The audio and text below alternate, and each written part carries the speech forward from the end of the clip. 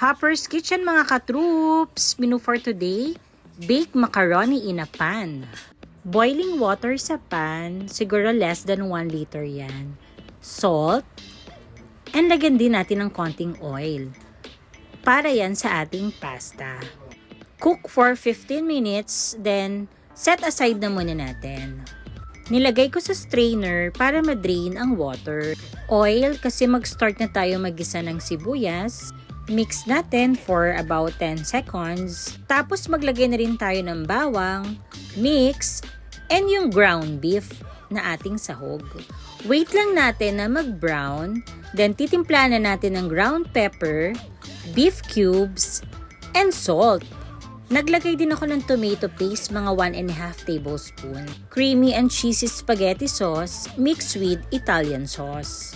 Naglagay din ako ng 3 cheese pasta sauce for more cheesy flavor. Mix ko na ang half kilo macaroni pasta. For the cheese toppings, butter. Enough na ang 2 tablespoon but depende sa inyo.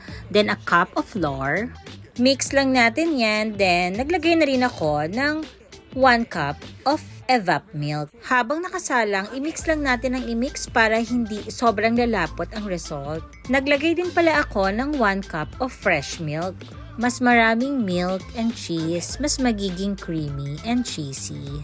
Timplahan natin ng ground pepper and salt. Tansyahan lang sa timpla, kayo na bahala. Then haluin. Mukhang okay na.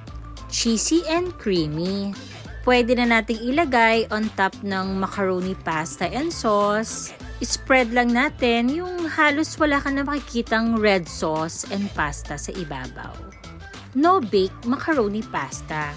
Hindi na natin kailangan i-microwave. For a perfect and yummy taste, naglagay na rin ako ng pizza toppings. Mas okay kung mozzarella cheese, hindi lang kasi available. Cover for 2 minutes para lang matunaw ang cheese. Nakakatakam na. Para mas maging makulay, nilagyan ko rin pala ng dried parsley sa ibabaw.